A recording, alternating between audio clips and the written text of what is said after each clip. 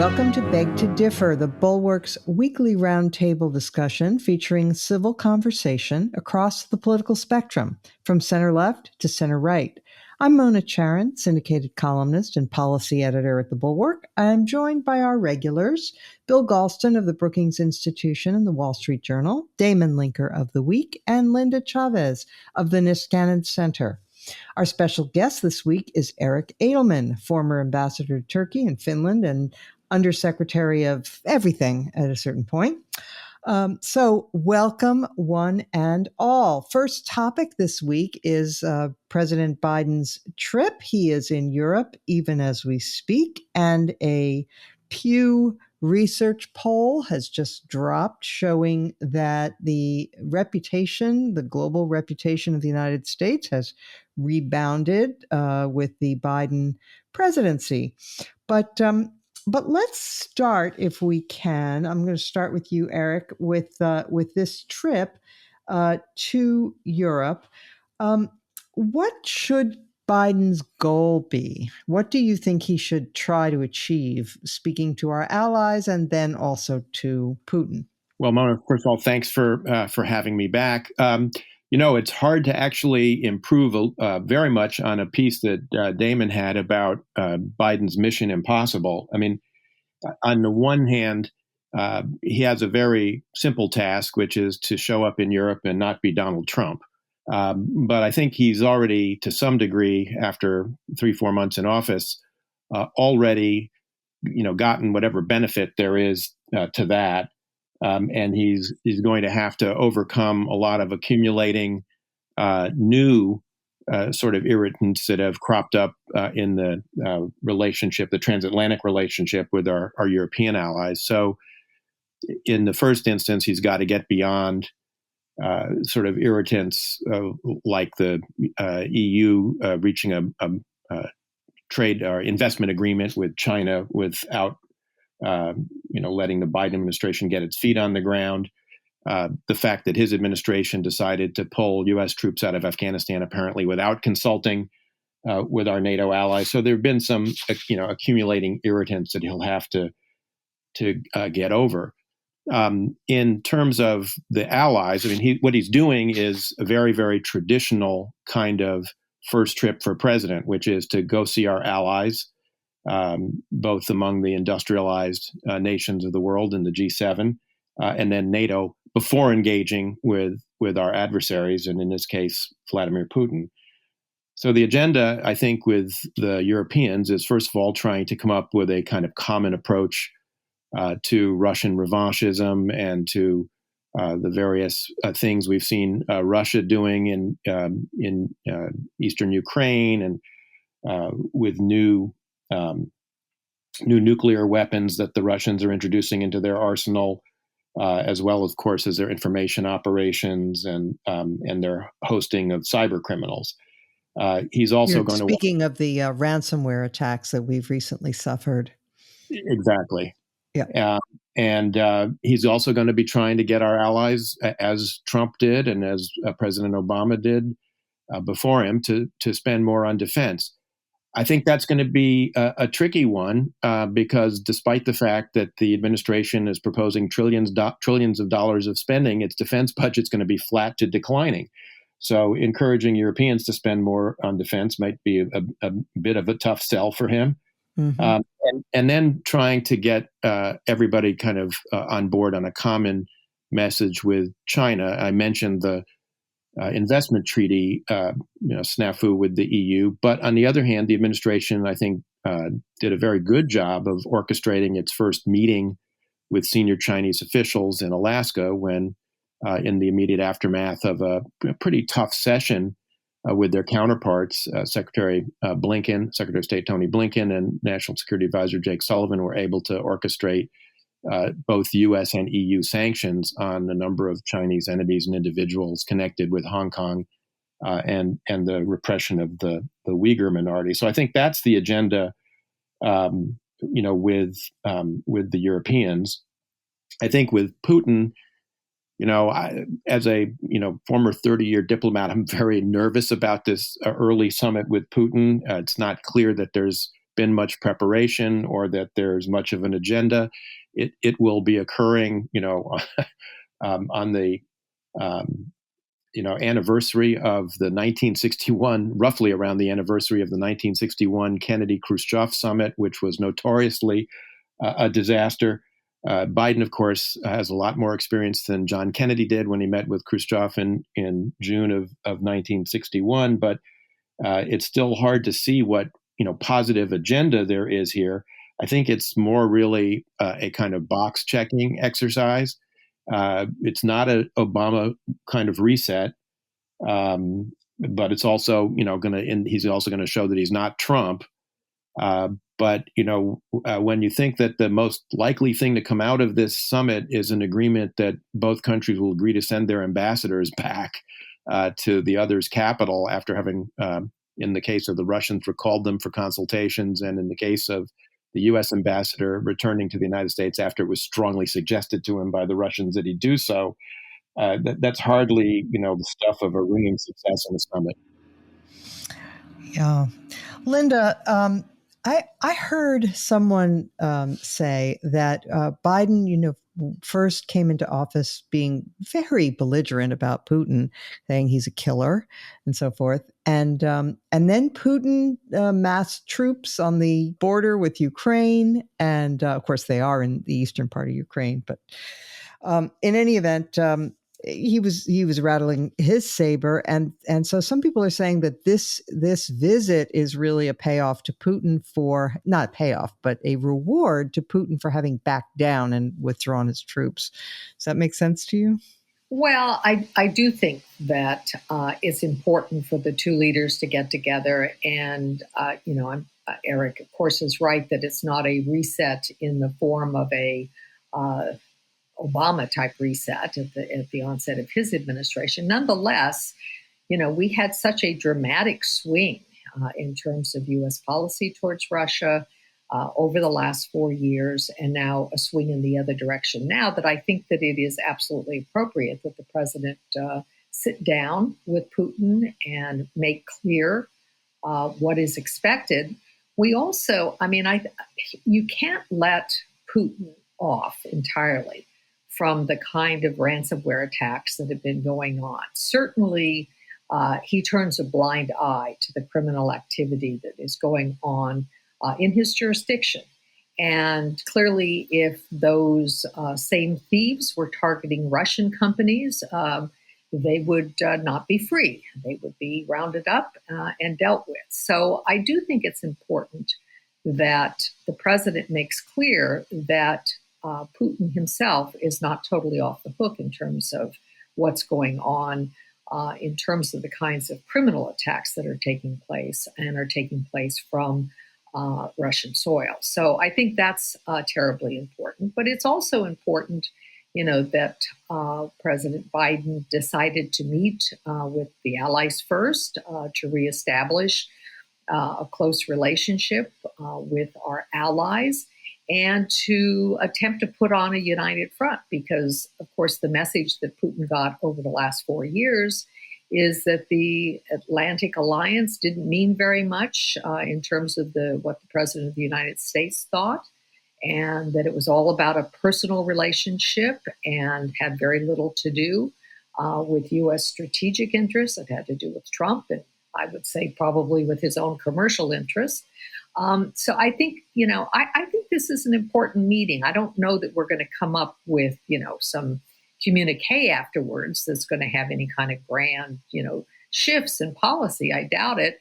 But I also don't think that it would serve Putin well, to engage in a Nikita Khrushchev banging issue on the table sort of event either. So I think it's worth watching, and I am cautiously optimistic that Biden will set the right tone and take a tough stance with Putin without being, bellicose. Bill, Biden pledged that the U.S. will purchase 500 million doses of the coronavirus vaccine for international distribution. And so in that sense, he is joining a vaccine diplomacy battle. Russia and China are distributing vaccines around the world, although the China vaccine, it was recently reported, is only about 50% effective. Do you think that's enough? 500 million doses.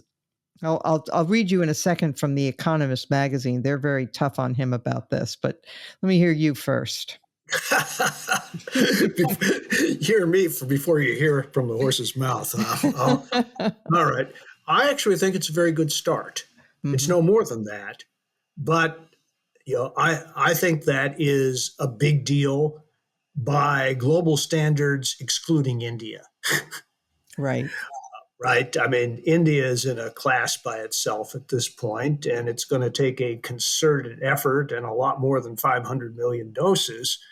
But 500 million could do a lot of good in a lot of places, starting with Africa, but not ending there.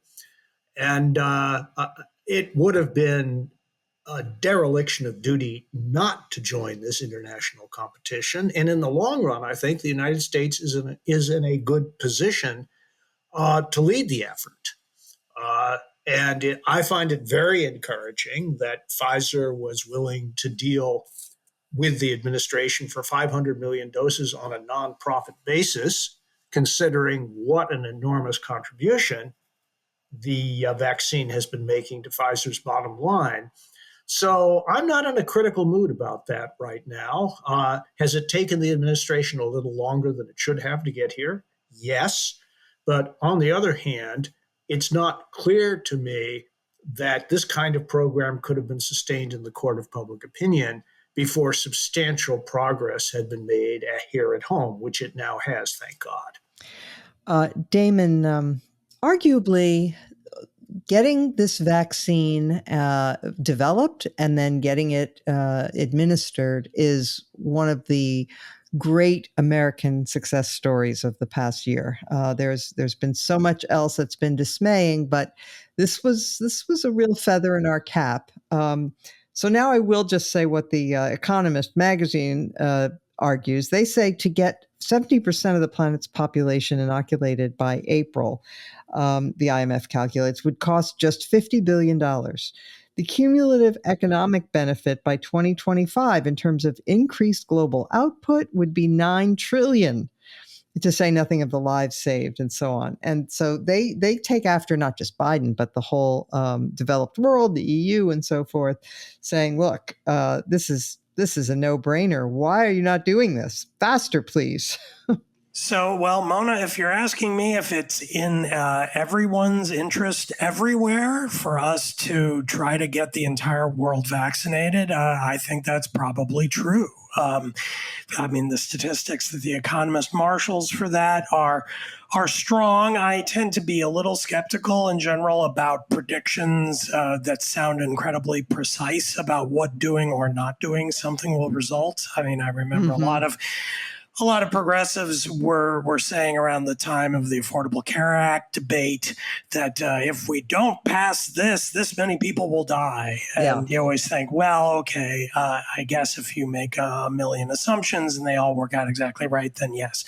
But it is also true that obviously the economic drag presented by the pandemic, in addition, of course, to the loss of life and the medical cost, all of it together, it should put it enormously as an issue of self-interest for us if we can help to make it happen. But then also, of course, in a moral sense, we have something that can save the world. And given that it's not going to bankrupt us to help to spread that around and to help the world, I don't see why we wouldn't do it. It's not like it's the cost is pretty minimal when you weigh it against the benefit on many fronts. Yeah, and can I just add that the Russians, typical, they promised to give Bolivia vaccines, right? But in exchange, they wanted a deal about rare earth minerals that Bolivia has and certain other things. And we have a chance here to be the generous benefactor. And boy, it would be in our interest, it seems to me, to take that opportunity. Well, you can there see why Trump admires the man so much, because that's the mob boss mentality of governance right there. Oh, you want me to help you out? What you got for me? Yeah. That was, and I'm sure that would have been Trump's attitude. Absolutely. What, Yes. we're going to give this away for nothing? You got to be crazy. By the way, Putin the troll also, I mean, this was really a wonderful move this week. He criticized the U.S. for violating the human rights of the January 6th rioters. Did everybody catch that little move? Yes. Yeah. The guy has chutzpah, as we say in Russian. Anyway, okay, one last question for you, Eric, and it's about tariffs. This is the one thing that I am just tearing my hair out. One of the things about the Biden administration. I mean, look, at least he should be willing to remove the tariffs on our allies that Trump imposed, right? I mean, leave China out of it for now, but on our allies? I agree. And as a, I wouldn't say prodigious, but, large consumer of European wines and cheeses, I'm particularly aggrieved about this tax that Donald Trump levied on me, and is now being continued by the Biden administration. Look, I think the Biden administration, I do think, is beginning to try to unwind some of the tariffs in Europe. I think wisely, because they are prioritizing, I think, pressuring China on economic issues and abiding by the very sensible law of the conservation of enemies. They, I think, realize that having Europe on our side against Chinese economic predatory statecraft is very important, particularly in an era when more and more Europeans are becoming aware of this and more open to the argument. I still think, Biden will have a long way to go on that, and they probably should have, been after this a little sooner. But I think it also testifies to the degree that the delayed ascertainment of the election and the failure to fill a lot of, presidentially appointed positions has slowed the administration down on a number of fronts across the board on national security policy. Yeah. Well, I would just add one other thing, public service announcement, that if you're also concerned about inflation, as we have reason to be, one good way to fight inflation is to reduce tariffs. All right. Let us move now to the ProPublica story that dropped this week about the richest Americans and their taxes. I'm going to start with you this time, Damon. First of all, before we get to the substance of whether we have the correct tax system and whether ProPublica revealed a scandal, let me ask you about the journalistic ethics here. They got these private tax return information somehow, perhaps from somebody within the IRS, though it's a federal crime for an IRS employee to release this data. But and they went ahead and published it with the names attached.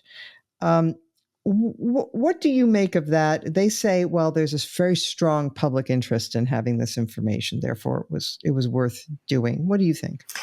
I don't think it's good at all. I mean, I do have opinions about the substance that was revealed in this unethical way, which maybe we can get to. But but I see this as an example of kind of the fraying of our civic life in a lot of ways. It's as if We spent 4 years or more fighting about Trump's tax returns and clamoring for, hoping for people to sort of break the law and reveal his taxes for the sake of the public interest. And it's as if ProPublica is now saying, well, really, all billionaires are pretty much like Trump. And so if we can get that information on them, even if technically it's illegal, there's a public interest in revealing it to the public.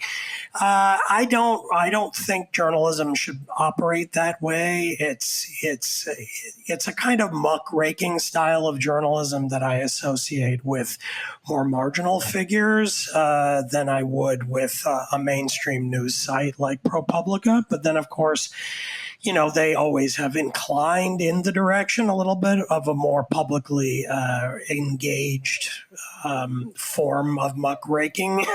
So they've kind of taken a few more steps in that more radical direction. And I don't think it's great for journalism to do that, because it makes it seem as if there's a kind of journalistic stake in tearing down powerful people in a way that goes beyond law breaking, because there's no allegation in any of this that any of the people broke any law. It's using the information that was revealed in order to change existing law and make it far more strict and take a much bigger bite out of people's wealth, which again is a separate question about whether we should do that. But journalistically, I don't think it was a very good idea. So, Bill, one of the things that ProPublica said as justification, it said that this demolishes the cornerstone myth of the American tax system, that everyone pays their fair share and the richest Americans pay the most. And they go on, the IRS records show that the wealthiest can perfectly legally pay income taxes that are only a tiny fraction of the hundreds of millions, if not billions, their fortunes grow every year. Now, Bill, I submit to you this is misleading, because it makes it sound as if the rich are getting away with something that other people cannot get away with. And in point of fact, the law is that, if you're, say, a homeowner and your house increases in value from one year to the next, I suppose in an abstract sense, have more net worth, but you're not taxed on that because it's not income. If you sell your house, then you're taxed. So is ProPublica misrepresenting reality here? Well, it's trying to change reality,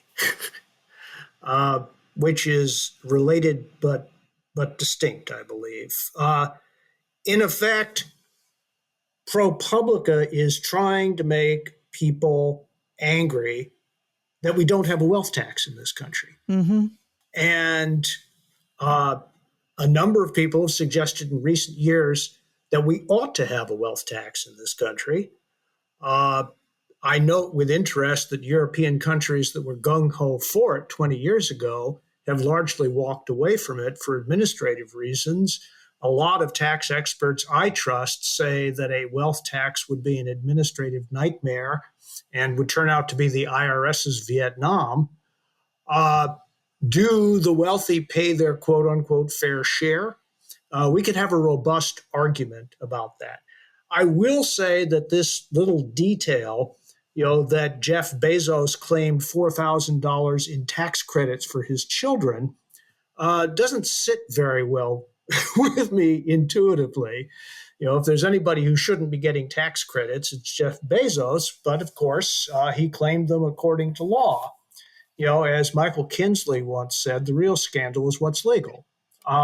So I think we do need to have a robust debate about our tax system, and the Biden proposals have helped to trigger that debate. But if ProPublica is trying to suggest that somehow there is law breaking going on, then it's way off base.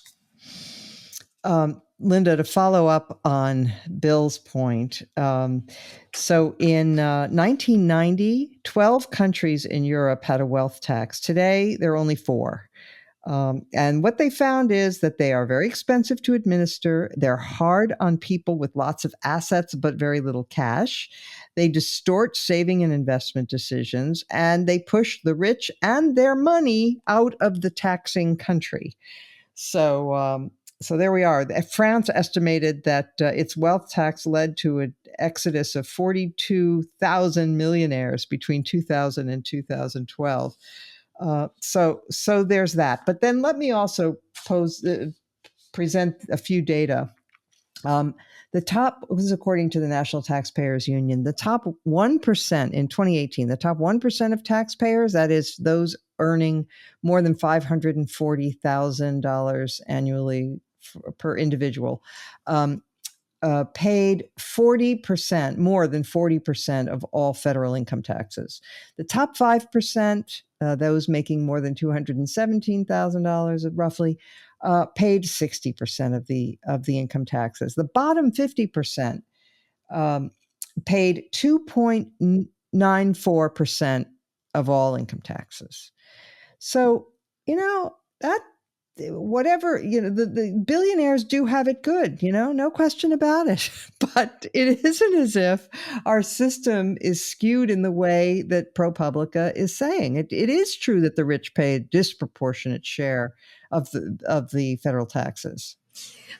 Let me just say this, Mona, a couple of things. First, there is a scandal here, and I think the scandal is that private individuals have had their most private financial information stolen from the federal government and handed over to a publication which decided not just to publish the data, but to attach names to it. I think that's a scandal. I think it's outrageous, and I frankly hope that it ends up with prosecution of the people who in fact have broken the law. That aside, I am scandalized by that, and really profoundly so, because, it happened to Jeff Bezos today. What if it happened to you or me tomorrow? I mean, it's wrong. Yeah. But there are some policy questions here. And the United States, as you rightly say, has never had a wealth tax. Elizabeth Warren ran for president of the United States, tried to, get the nomination of the Democratic Party, proposing a wealth tax. She didn't do very well. It wasn't all that popular.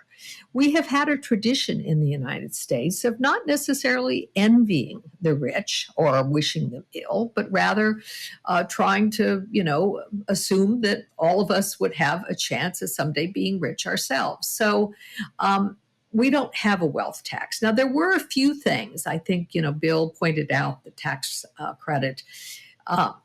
When you do your taxes, you do make a choice. You don't have to take every single deduction that you make.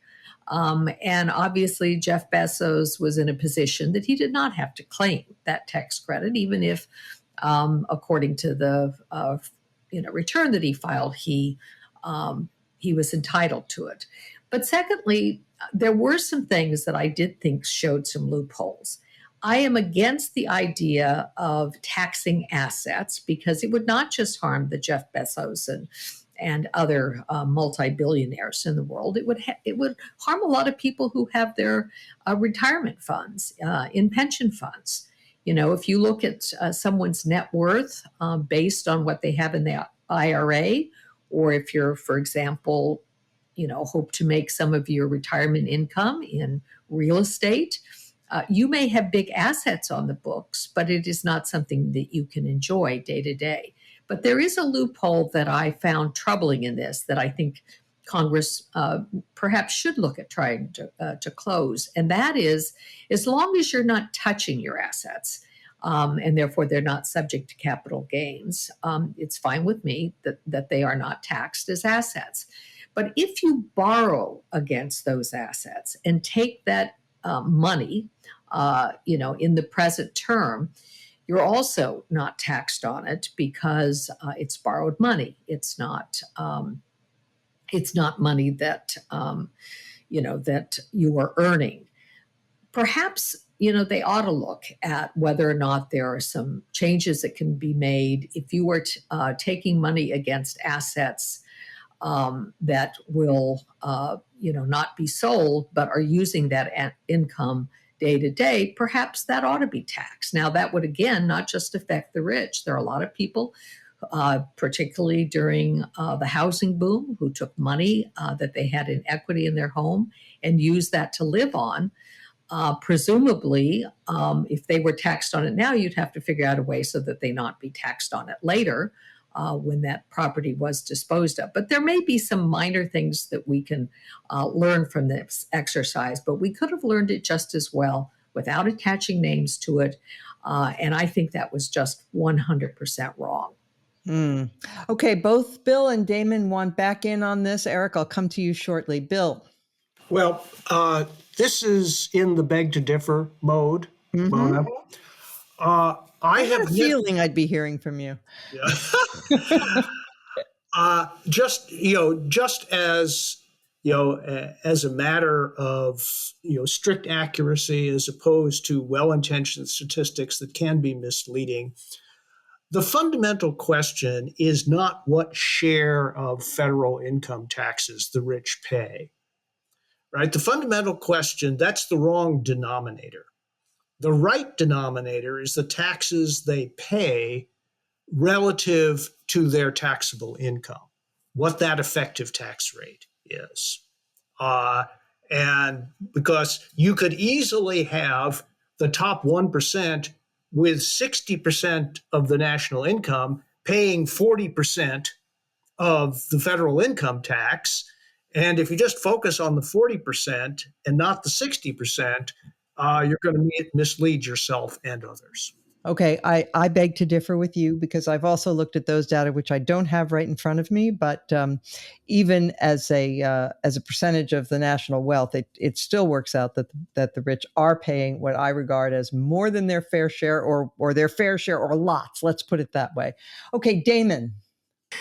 Well, on that specific issue, I would go back to the ethically questionable ProPublica piece, which actually does try to put some numbers on this by coming up with like a real tax rate for people like Jeff Bezos, and shows that as a percentage of their wealth, they're paying a pretty small percentage of their own. Now, because they have so much, if Jeff Bezos pays a 2% effective tax rate, that's still a huge chunk of change and is going to dwarf me, let alone people who make a lot less than I do.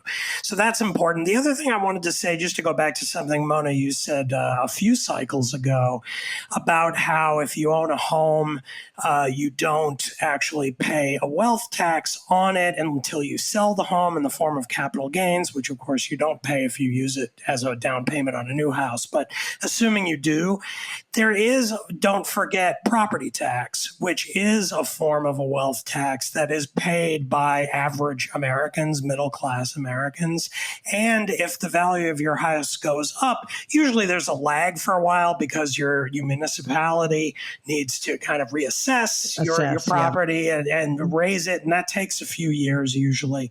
But it is true that there is a kind of rough and ready wealth tax in that respect on people's investments as a home.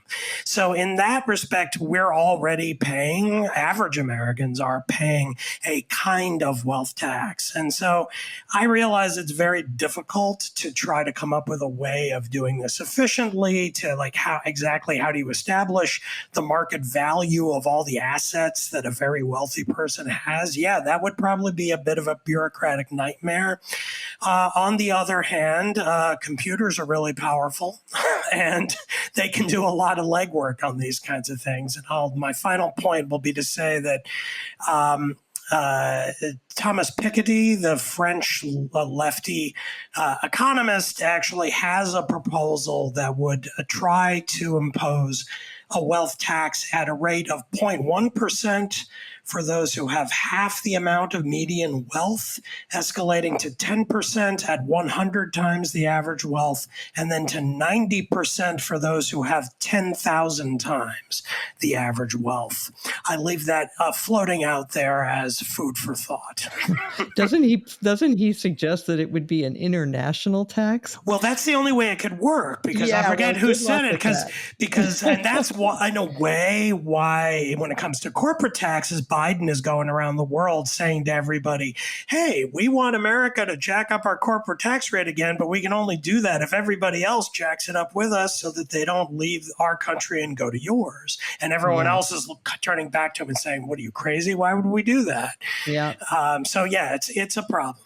Right. All right. Well, I would like to point out a different problem with our tax code that has always bothered me, and that is, and it does involve people with means, but not billionaires per se, but just everybody who itemizes. Our current tax system relies very much on people's honesty. And so people can list all kinds of things as business expenses and deductions that really aren't. And the IRS does not have enough auditors to keep everybody honest. And so I've seen throughout my life many people who cheerfully and even gleefully talk about deducting things like family vacations and so forth, which are clearly wrong and taking advantage of the system. And it really bothers me. And so, Eric, I will turn to you on this. When I took tax in law school, I thought it was going to be the dullest course. It turned out to be really interesting because tax law is entirely public policy. It's all judgments about what we want to encourage and what we want to discourage. But a lot of people think, all this encouraging and discouraging is probably a bad idea, and we should collect taxes by a flat tax. That is, if Jeff Bezos pays 15% and I pay 15%, we're talking about vastly different amounts of money. But it would simplify things, and you wouldn't have the state getting in there and saying, we want to encourage this or we want to discourage that. And you would not have this phenomenon of people saying, I'm writing off $10,000 for my son and his girlfriend to go, to Bermuda. Mona, you must have been reading my mind, because I venture into this arena, with great trepidation because, you, Linda, and Bill and Damon have all forgotten more about this than I've ever known as a foreign policy hand. But as I saw the ProPublica article, and I totally agree with, everybody's concerns about the ethics of this from a journalism point of view. And there's some methodological issues with how they were calculating the tax rate that Damon was talking about. The thing that did struck me was, this is a little bit like, Claude Rains turning to Humphrey Bogart in Casablanca and saying, gambling in the casino, I'm shocked.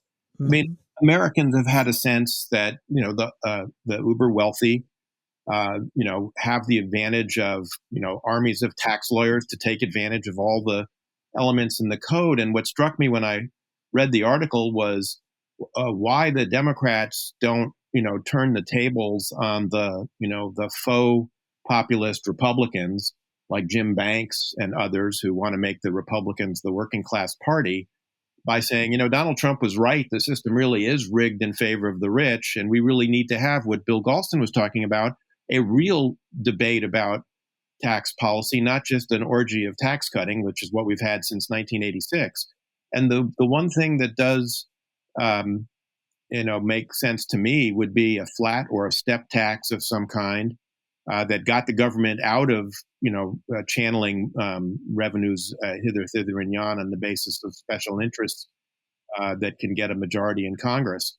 By the way, since we've been talking about Putin, one of the very few good things Putin did for Russia early in his tenure was institute a flat tax, or a step tax, actually, which worked quite well in a country where most people weren't paying taxes at all. Suddenly, everyone started paying taxes, and it helped strengthen the Russian state, which had been incredibly weakened in the aftermath of the collapse of communism. So I think it'll be interesting to see whether the Democrats can turn this to some advantage politically. If they were good, they certainly would be able to, I think.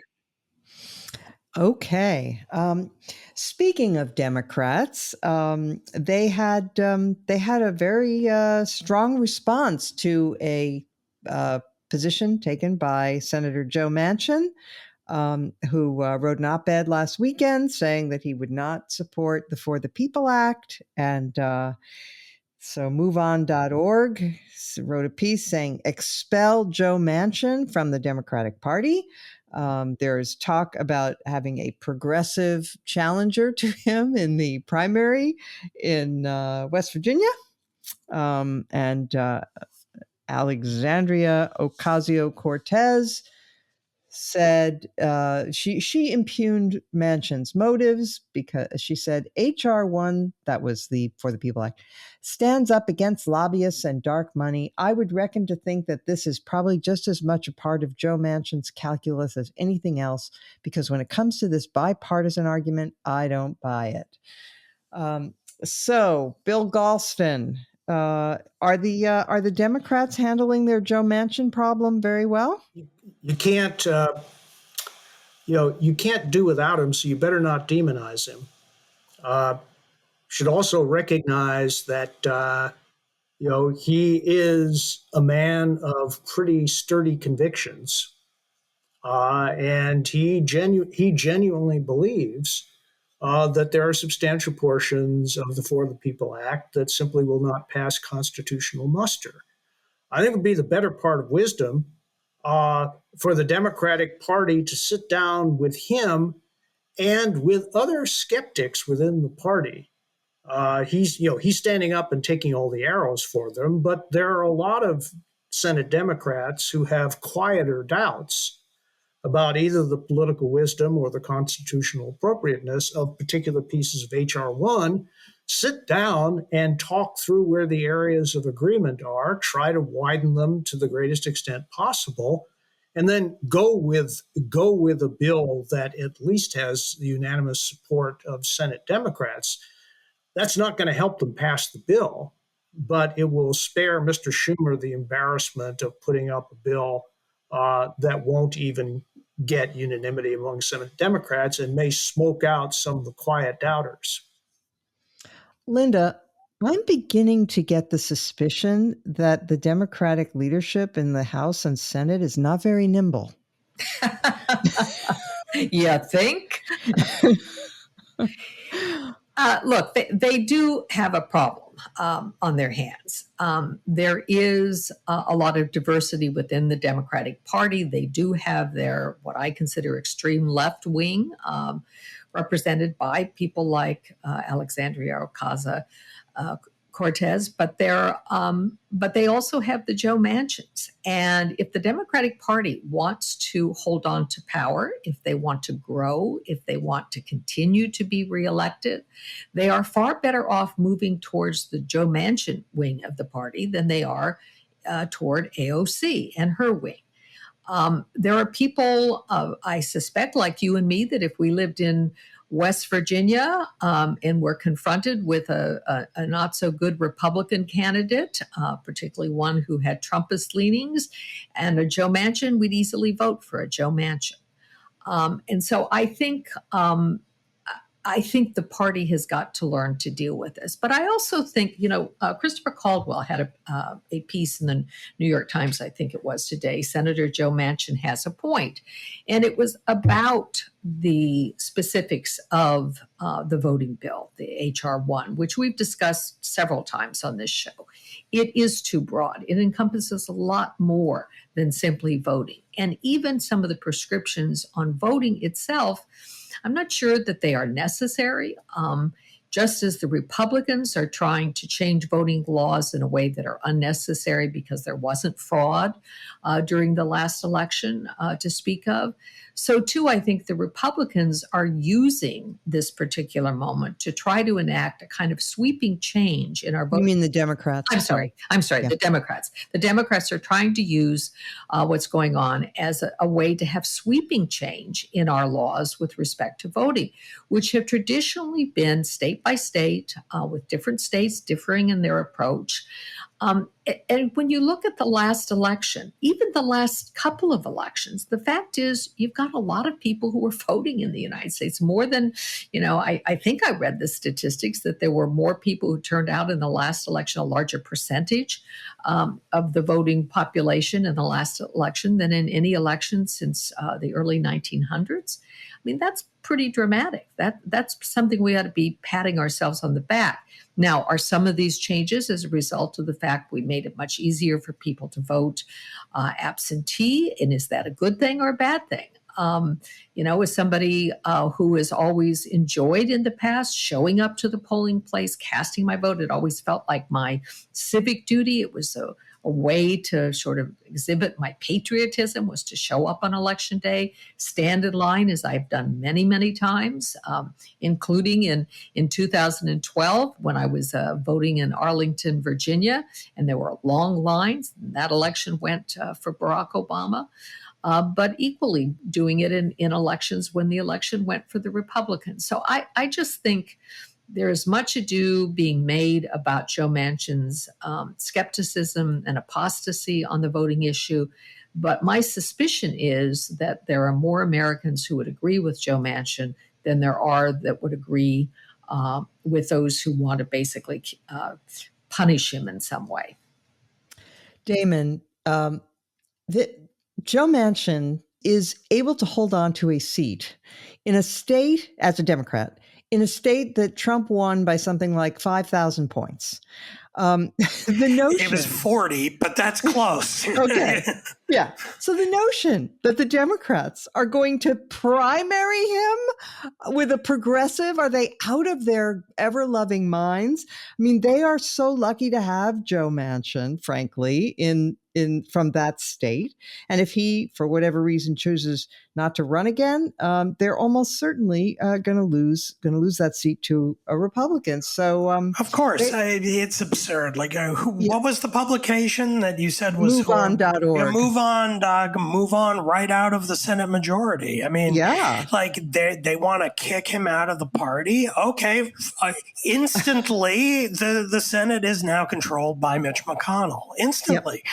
I mean, what are they thinking? I mean, the level of kind of political malfeasance behind some of this stuff, it's just really kind of childish acting out. They're just pissed off and frustrated, and so they want to get rid of him. But if you think about it with a clear head for 10 seconds, you realize, oh, if we primary Joe Manchin, we are absolutely guaranteed to get a Republican senator in his seat in West Virginia. And then the battle to hold on to or recapture the Senate for the Democrats becomes that much more difficult.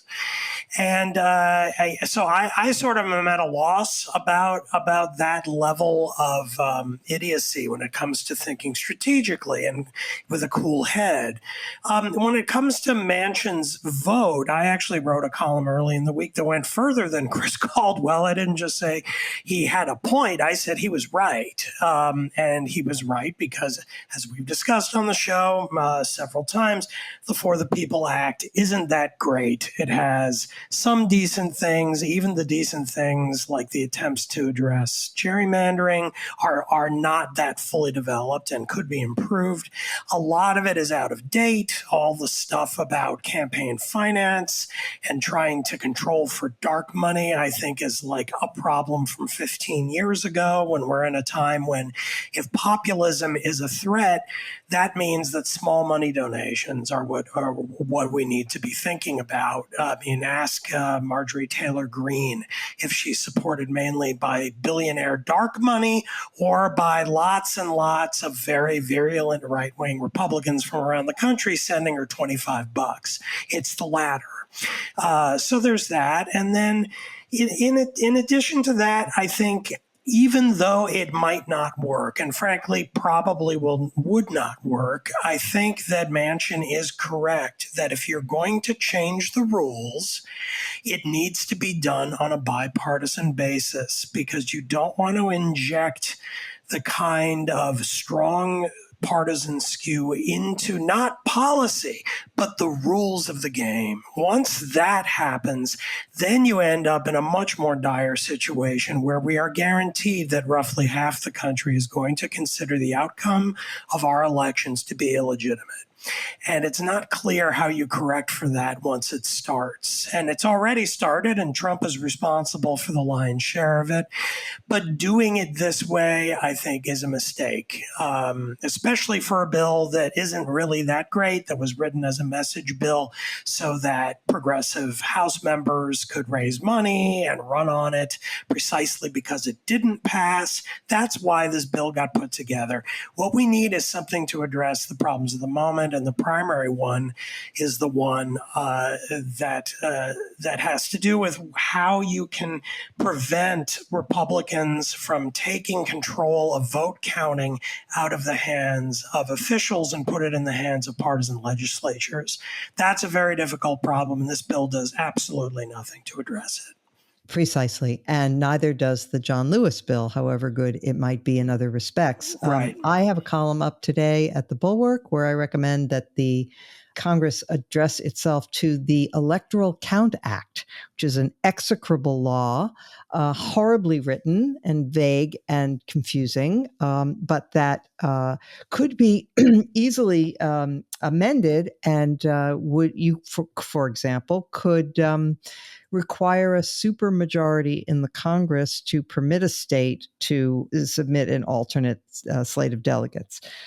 There are other possibilities there too. Again, if the leadership were a bit nimble here, they would be looking for ways to do election reform that meets the moment, meets the emergency that we're in, can get Manchin and Sinema on board, and that doesn't, as Damon points out, doesn't aggravate further our crisis of confidence in our electoral process. Okay, Eric.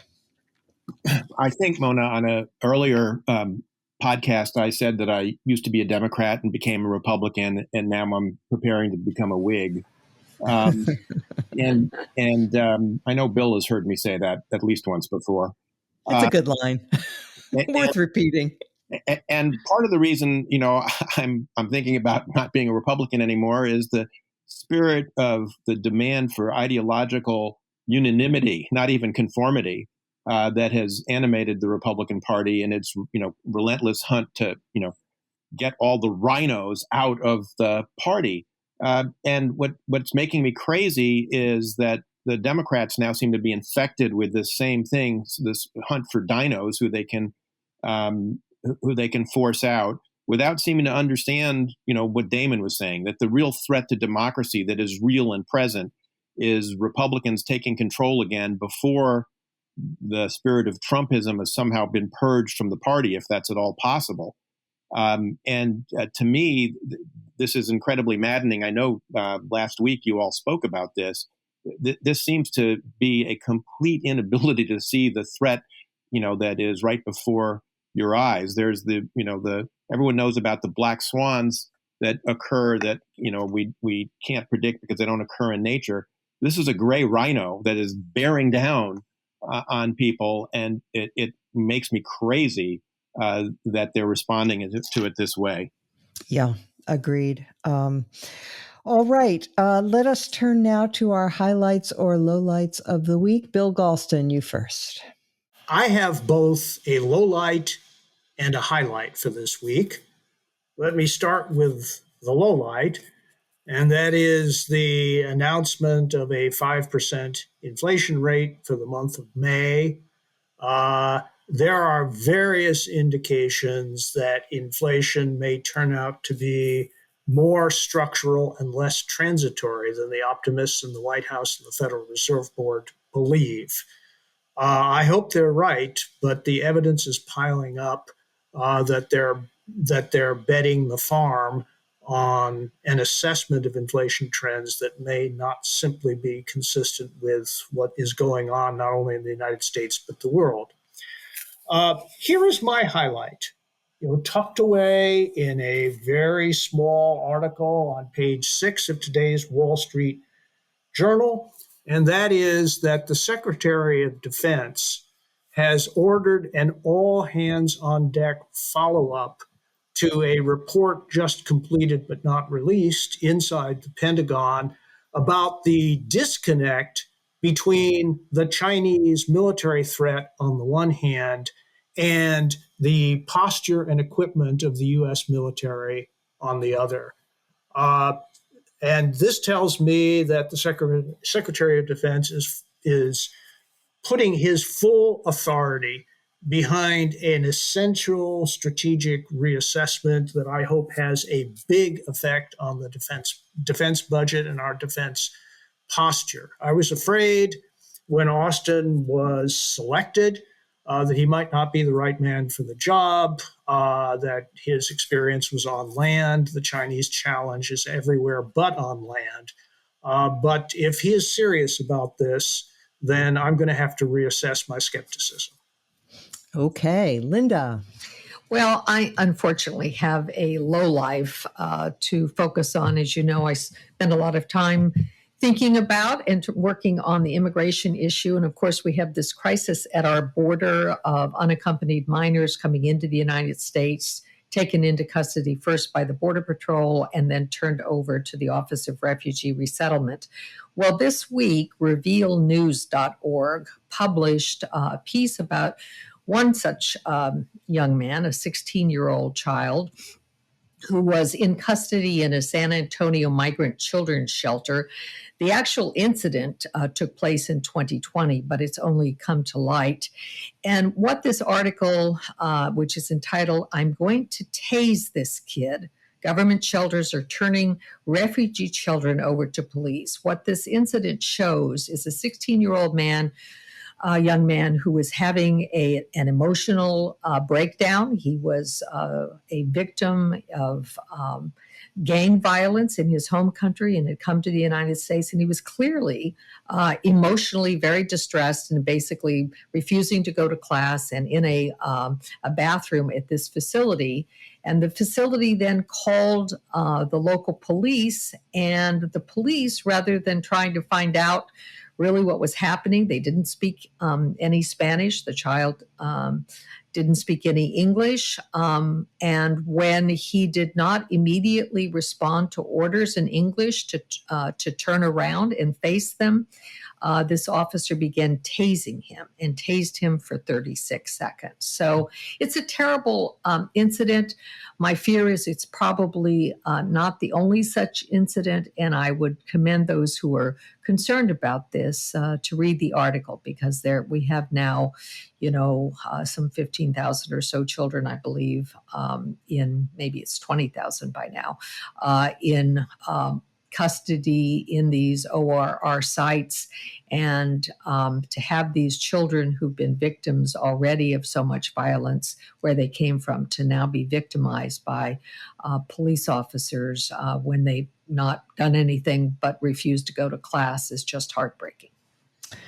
Yeah. The Border Patrol people all seem to speak Spanish. Is that right? I mean, this must not have been somebody with Border Patrol, right? No, this was not. This was local police, and that was the problem. They turned them over to local police. They called local police, and this 16-year-old was treated as if he, were a criminal. You were a criminal. And yes, he had engaged in some bad behavior, had broken some things, but his main problem was that he was refusing to go to class and being verbally abusive. But that does not require being tased for 36 seconds. Right. Okay. Damon. Well, you can file my item under Twitter is not the real world, or the staff of the New York Times is not the real world, because this week, Barry Weiss, who listeners may remember, used to work for the New York Times on the op-ed page, although she was not a regular columnist. Her job was mainly to commission pieces for the paper. She was basically hounded out of her job at the Times because, for some reason that I can't quite understand, the woke inclined staff just came to despise her and see her as everything evil in the world and wanted her gone. And eventually she left. Now, she's since then been doing a Substack column where she often brings people in to do guest spots, and that's been pretty successful. But this week, she launched a podcast titled Honestly with Barry Weiss. She posted her very first podcast, I think yesterday or the day before, and they've just released the charts for this. And in the category of society and culture, it is number one. And on the general list of the top podcasts in the country, it's number 12, showing, I think, that this young woman has a remarkable following and a lot of admirers out there. So I guess you could say, once again,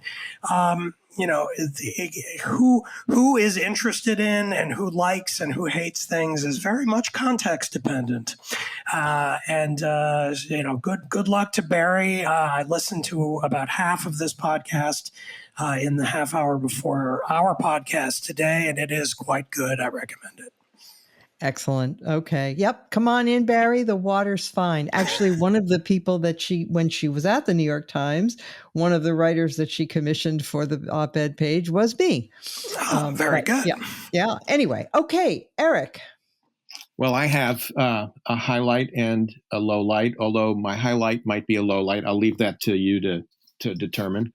The low light is that Bruce Castor and Mike Vanderveen, who you will remember, were the attorneys for the president in his second impeachment trial, who argued vigorously that as terrible as the violent attack on the Capitol and the insurrection against the certification of the election was, the president, of course, had no responsibility and nothing to do with it, have now turned up as defense attorneys for some of the insurrectionists, who clearly were just tourists hoping to catch a stray glimpse of Mike Pence during that historic moment when he affirmed the election of Joe Biden.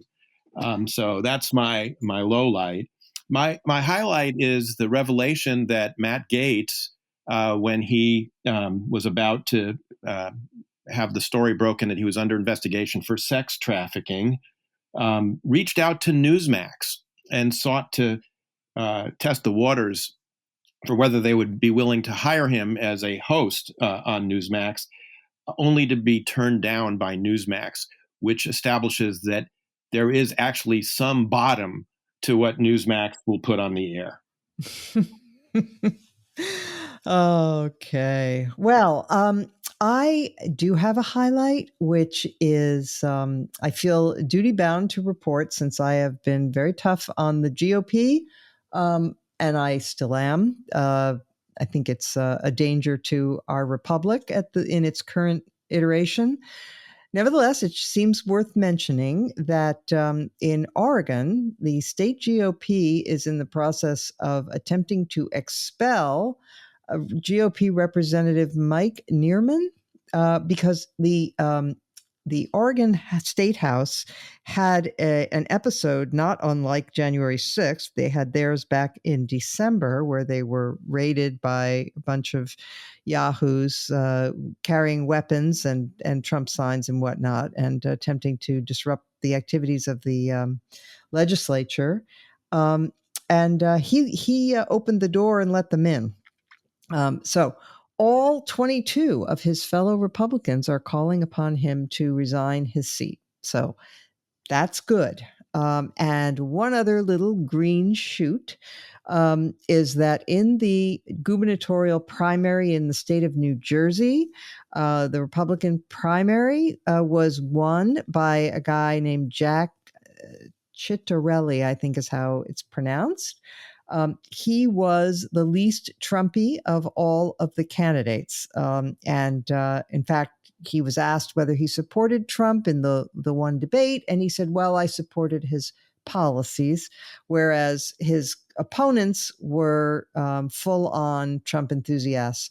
So he squeaked out a victory. The Trump followers got about 47% or something of the vote, but he got the majority, and so he's going to be the GOP nominee.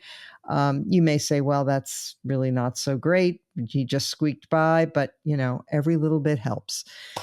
And with that, I want to thank you all for listening. I want to thank Eric Edelman for being with us this week. Always a joy. And we will return next week as every week.